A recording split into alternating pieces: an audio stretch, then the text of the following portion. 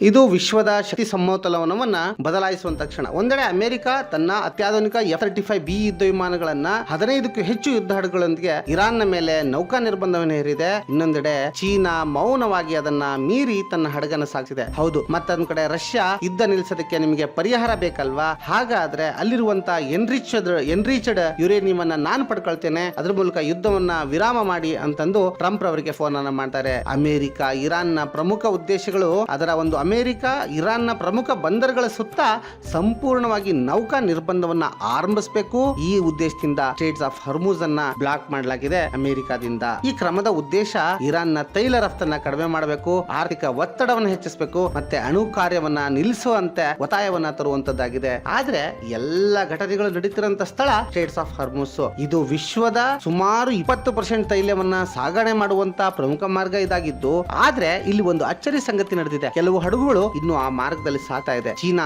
ಸಂಪರ್ಕ ಹೊಂದಿರುವ ಹಡಗು ಕೂಡ ಸುರಕ್ಷಿತವಾಗಿ ದಾಟಿದೆ. ಅಂದ್ರೆ ಈ ನಿರ್ಬಂಧ ಸಂಪೂರ್ಣವಾಗಿ ಕೆಲಸ ಮಾಡ್ತಿಲ್ಲ ಅಂತ ಅರ್ಥ. ಆಮೇಲೆ ಅಮೆರಿಕ ಯಾಕೆ ತಡಿಲಿಲ್ಲ? ಅಮೆರಿಕ ಯಾಕೆಂದ್ರೆ ಚೀನಾ ಸಂಬಂಧಿತ ಹಡಗು ತಡೆಯೋದಕ್ಕೆ ಇಲ್ದಿರಂತ ಅಮೆರಿಕ ಯಾಕೆ ಚೀನಾ ಸಂಬಂಧಿತ ಹಡಗನ್ನ ತಡಿಲಿಲ್ಲ ಅಂದ್ರೆ, ಮೊದಲನೇದು ಅಮೆರಿಕ ನೇರವಾಗಿ ಚೀನಾದೊಂದಿಗೆ ಯುದ್ಧವನ್ನ ತಪ್ಪಿಸೋದಕ್ಕೆ ಪ್ರಯತ್ನವನ್ನ ಮಾಡ್ತಿದೆ. ಯಾಕೆಂದ್ರೆ ಅದು ವಿಶ್ವದ ಒಂದು ದೊಡ್ಡ ಮಟ್ಟದ ಯುದ್ಧಕ್ಕೆ, ಅಂದ್ರೆ ವಿಶ್ವ ಯುದ್ಧಕ್ಕೆ ದಾರಿಯನ್ನ ಮಾಡಿಕೊಡಬಹುದು. ಎರಡನೇದು, ಈ ನಿರ್ಬಂಧ ಆಯ್ದ ಗುರಿಗಳು ಮೇಲೆ ಮಾತ್ರ ಕೇಂದ್ರೀಕೃತವಾಗಿದೆ. ಅಂದ್ರೆ ಇರಾನ್ಗೆ ನೇರವಾಗಿ ಸಹಾಯ ಮಾಡುವ ಹಡಗುಗಳೇ ಮುಖ್ಯ ಗುರಿ, ಅಲ್ಲಿಂದ ಪಾಸ್ ಆಗಿ ಹೋಗಿರುವಂತ ಹಡಗೆ ಗುರಿ ಅಲ್ಲ. ಮೂರನೇದು, ಇದು ಒಂದು ಸಂದೇಶದ ಆಟ. ಏನು, ನಾವು ನಿಯಂತ್ರಿಸಬಹುದು, ಆದ್ರೆ ನಾವು ಎಷ್ಟು ದೂರ ಹೋಗ್ಬೇಕು ಎಂಬುದನ್ನ ನಾವು ನಿರ್ಧರಿಸ್ತೇವೆ ಅಂತ. ಆದ್ರೆ ಇಲ್ಲಿ ಚೀನಾ ಇದನ್ನೆಲ್ಲವನ್ನ ಮೀರಿ ಅಮೆರಿಕಾದ ಒಂದು ಗೂಂಡಾಗಿರಿಗೆ ಸೆಡ್ ಅನ್ನ ಹೊಡಿತಾ ಇದೆ ಅಂತಾನೆ ಹೇಳ್ಬೋದು. ಯಾಕೆಂದ್ರೆ ಸ್ನೇಹಿತರೆ, ಇವತ್ತು ಪ್ರಪಂಚದ ಎಲ್ಲ ದೇಶಗಳಲ್ಲಿ ಅಮೆರಿಕ ಗೆದ್ದಿದೆ, ಆದ್ರೆ ಈ ಒಂದು ಹಂತದಲ್ಲಿ ಅಮೆರಿಕದ ಜೊತೆ ನೈತಿಕತೆ ಇಲ್ಲದಂತಾಗಿದೆ. ಯಾಕಂದ್ರೆ ಖಂಡಿತವಾಗಿ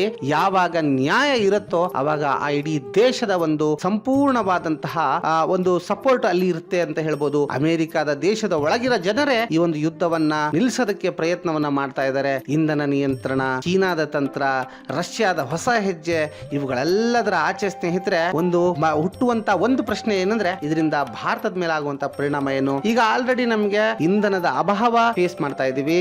ಆರ್ಥಿಕತೆ ನಿಧಾನವಾಗಿ ಕುಸಿತಾ ಹೋಗುತ್ತೆ. ಯಾಕಂದ್ರೆ ಈಗಿರುವಂತ ನಮ್ಮಲ್ಲಿ ಇರುವಂತ ಸಂಪನ್ಮೂಲವನ್ನ ಬಹಳ ದಿನ ಬಳಸ್ಕೊಳ್ಳಕ್ ಆಗೋದಿಲ್ಲ. ನಾವು ಆಮದಿನ ಮೇಲೆ ಸಂಪೂರ್ಣವಾಗಿ ನಾವಿಲ್ಲಿ ಅವಲಂಬಿತರಾಗಿರೋದ್ರಿಂದ ಮುಂದೆ ಬಹಳ ಆರ್ಥಿಕ ಅಸ್ಥಿರತೆಗೆ ಇದೊಂದು ಕಾರಣ ಆಗ್ಬೋದು.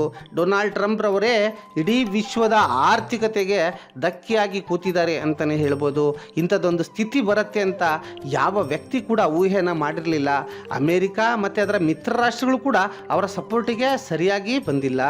ಆದರೆ ಸ್ನೇಹಿತರೆ, ನೀವೆಲ್ಲ ನೋಡಿರ್ಬೋದು, JD ವ್ಯಾನ್ಸ್ ಅವರು ಬಂದಿರುವಂತಹ ಒಂದು ಪಾಕಿಸ್ತಾನ ಮತ್ತು ಅಮೆರಿಕದ ನಡುವೆ ಇವುಗಳನ್ನ ಇಟ್ಕೊಂಡು ಇರಾನ್ನ ನಡುವೆ ಮಾತುಕತೆ ಮಾಡ್ತೀನಿ, ಮಧ್ಯಸ್ಥಿಕೆ ವಹಿಸ್ತೀನಿ ಅಂತ ಪಾಕಿಸ್ತಾನ ಮುಂದೆ ಬರುತ್ತೆ.